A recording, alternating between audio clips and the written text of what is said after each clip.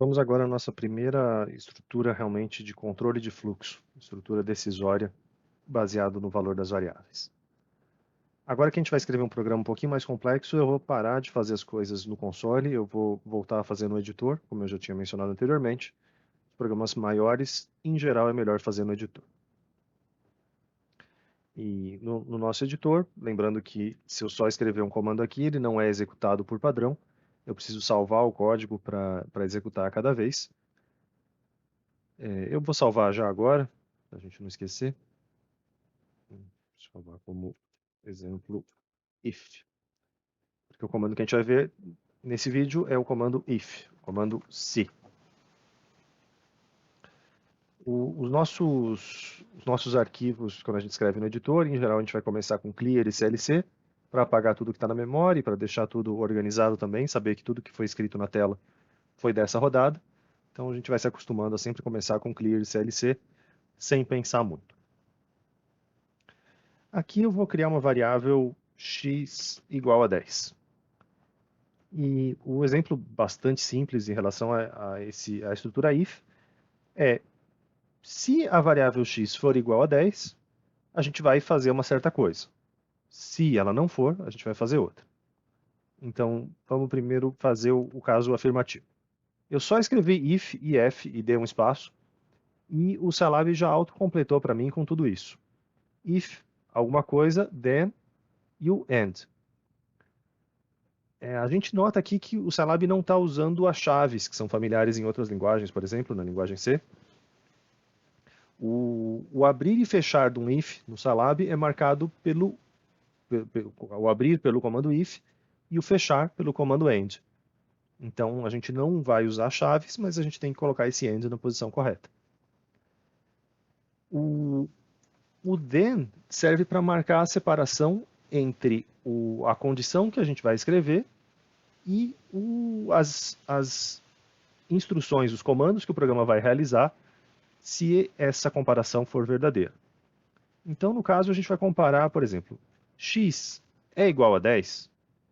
Se x for igual a 10, perceba que eu dei só um enter do then para cá e ele já me colocou o cursor indentado, o cursor para dentro aqui do if, para mostrar que essa instrução que eu escrever, y igual a 1, ela está dentro desse if. Às vezes, quando a gente está editando o nosso código, a gente acaba se perdendo e isso aqui fica mal editado e mal indentado, e você pode ter coisas em diversas linhas. Se o seu código está aparecendo alguma coisa desse tipo, ele vai ser de difícil leitura e a melhor forma da gente resolver isso é selecionando o código, dando um botão direito. Existe essa opção corrigir recuos. O nome em português não está tão intuitivo, mas pelo atalho a gente consegue lembrar. Ctrl I, I de indentação, ele tem a ver com esse ajuste da indentação. Então é mais comum a gente fazer com o próprio atalho. Seleciona o seu código inteiro, Ctrl I, e aí só de escolher o Ctrl I ele vai alinhar tudo bonitinho, como deveria ser. Isso aqui é só estético, no Scilab não tem um impacto no resultado, mas é fundamental que vocês mantenham o código de vocês indentado, porque a diferença entre ter um código esteticamente bonito ou não é que no ou não você vai acabar errando sem querer, porque você vai se confundir com o seu próprio código. Então, é estético, mas não só. Bom, vamos rodar o nosso programa desse jeito aqui. Se x realmente vale 10, y vai valer 1. Se eu rodar o programa desse jeito, a gente fica meio decepcionado, eu lembro vocês, porque aqui no console não aconteceu nada, mas a gente pode olhar aqui no navegador de variáveis e ver que essa variável y foi criada e tem o valor 1.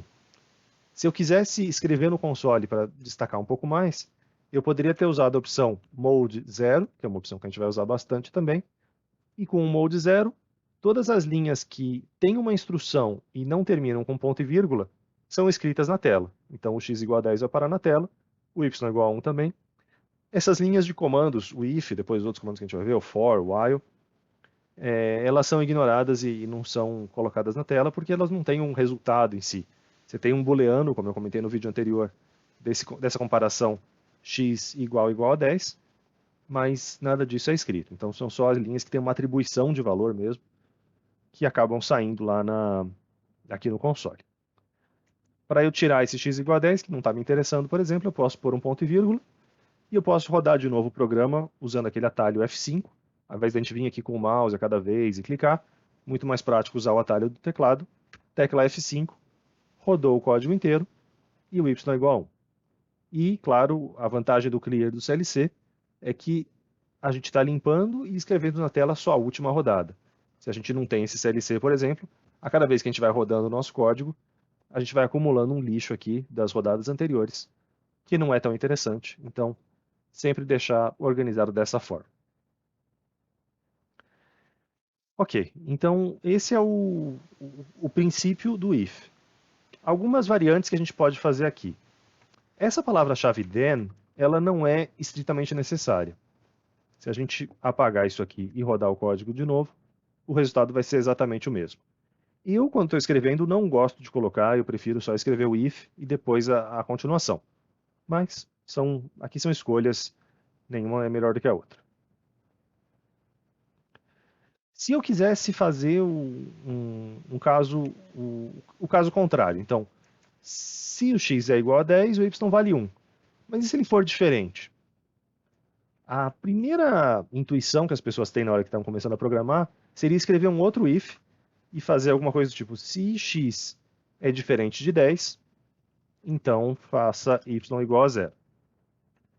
E se eu rodar o programa desse jeito, o y continua dando 1, mas lógico que se eu mudar o valor do x e rodar de novo,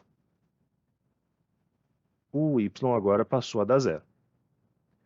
Ou seja, funcionou para fazer o y valer 0 ou 1 em cada um dos casos, mas isso aqui não é uma boa estrutura de programação, porque esse if está meio separado desse outro. Então, a gente não está realmente fazendo ou um caminho ou o outro. A gente poderia ter errado alguma coisa na hora de escrever essas condições e acidentalmente acabar entrando nos dois ifs, por exemplo. O melhor caminho não é esse. O melhor caminho é a gente... Eu vou só colocar espaços aqui para deixar mais bonitinho. Mas o que realmente faz a diferença aqui é a gente colocar um comando else. O else é o se não. Se o x é igual a 10, coloque y igual a 1. Caso contrário, ou seja, se ele não for igual a 10, então y igual a 0. E note que a gente vai ter um end só. Então esse else corresponde a esse if, mas esse end fecha o bloco como um todo. Não são dois ends. Rodando esse aqui para testar, ele continua dando 0, mas essa aqui é uma estrutura de programação mais correta do que aquela primeira tentativa que eu tinha feito. Esse aqui é o básico do if. A gente pode complicar um pouquinho as coisas. Eu vou projetar um exemplo disso. Primeiro projetar o que a gente acabou de ver. Então a gente viu a estrutura desse estilo. Se x igual a alguma coisa, y vale a ou b. A gente viu também a estrutura simples, ou seja, pode ter o else, mas não precisa ter o else. Essa aqui é uma concepção errada que os alunos às vezes ficam, achando que sempre tem que ter um else. Às vezes não, às vezes você só quer fazer alguma coisa se for um caso particular. Se não for um caso particular, segue a vida. Então nem sempre tem que ter o else.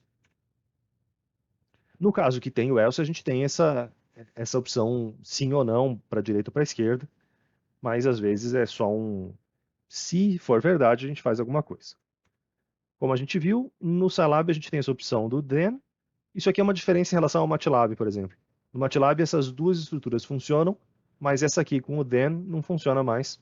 O Scilab tem essa opção adicional. Como eu falei, eu não sou muito fã dela. A gente pode ter um if dentro do outro. Se a gente tem uma sequência de decisões, a gente pode fazer alguma coisa desse estilo. Então, nesse exemplo, se x vale 5, a gente atribui 6 para a variável y. Mas se o x não vale 5, se ele for, por exemplo, maior do que 5, a gente vai ter um else para dizer que é o caso contrário do if. Então, esse teste falhou, e se esse teste falhou, o x pode ser maior do que 5 ou menor do que 5. Se ele for maior do que 5, a gente vai por um caminho. Se ele for menor do que 5, a gente vai por um outro. Então, essa aqui seria uma estrutura encadeada, algo desse estilo. Então, depois de um dos primeiros testes, a gente tem o outro nível do para lá e para cá. Uma outra forma de escrever essa estrutura, exatamente o mesmo código que está aqui em cima, a função do código de cima é feita exatamente pelo código de baixo, que é usar a palavra-chave else if tudo junto. Então o else if ele é um else em relação ao if anterior, ele só vai entrar aqui se a primeira condição falhou, mas ele tem uma condição adicional que precisa ser satisfeita para realmente entrar nesse else if. É diferente do else que a gente tinha visto aqui no primeiro slide, que esse else, sempre que falhar o if, vai entrar no else. Sempre que não for verdade, vai entrar no outro.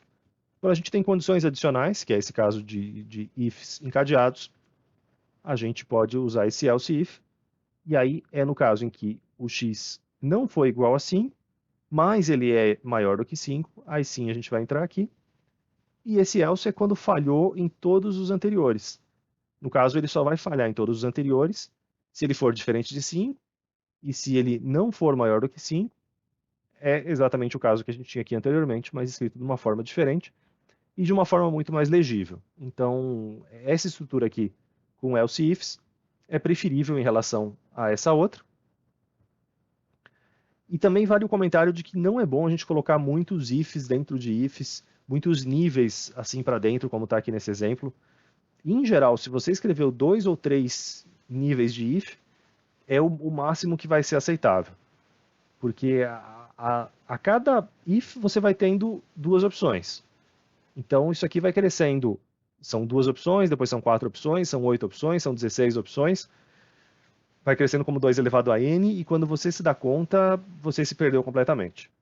Eu tinha um amigo que trabalhava no suporte uma vez de uma empresa de produtos químicos, e de simuladores de indústrias químicas, e chamaram ele para corrigir um programa. E o código das pessoas tinha 18 níveis de ifs, uns dentro dos outros. E então você imagina 2 elevado a 18 combinações possíveis de para onde o seu programa podia ir, além de só para a direita ou para a esquerda. Eram 2 elevado a 18 possibilidades. E aí ele falou: olha, eu não vou consertar o código de vocês, não. Eu vou começar tudo do zero, porque isso aqui não é sustentável. Ou seja, a gente pode colocar ifs encadeados, ifs dentro de ifs, mas com bom senso, sempre.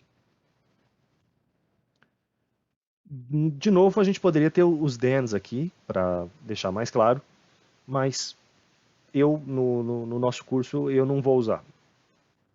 Apesar do Scilab sugerir essa construção, eu não vou usar. E para facilitar para a minha vida, que eu não gosto dessa forma com que o Scilab autocompleta os ifs, a gente pode vir aqui em opções, e ele tem esse auto-completion, que ele fecha automaticamente as coisas. Ele tem, por default, ligadas essas duas opções. Ele fecha automaticamente os parênteses e ele também fecha as coisas dos ifs. Eu vou desligar essas duas coisas e demonstrar para vocês como é que elas ficam desligadas. Se eu escrever o if agora, eu só escrevi o if, e aí eu tenho que manualmente escrever as minhas condições, igual a qualquer coisa, escrever uma atribuição de valor ou qualquer outra operação, e eu tenho que colocar o end manualmente. Eu prefiro assim, vai me dar mais trabalho, mas eu prefiro assim do que senão ter que apagar o then a cada vez. E a questão dos parênteses também é muito útil, porque quando essa primeira opção do autocompletion com parênteses está ligada, assim que eu abro o parênteses, ele já fecha o parênteses automático, e algumas pessoas se confundem um pouco com isso. Eu vou voltar aqui para demonstrar essa opção. Eu só escrevi uma vez, só coloquei o primeiro parênteses, e ele já automático escreveu o segundo. Eu gosto mais de ter o controle completo dessas coisas, e apesar de ter que digitar mais, eu me sinto mais à vontade. De novo, aqui são escolhas, fiquem à vontade para seguir no caminho que vocês preferirem.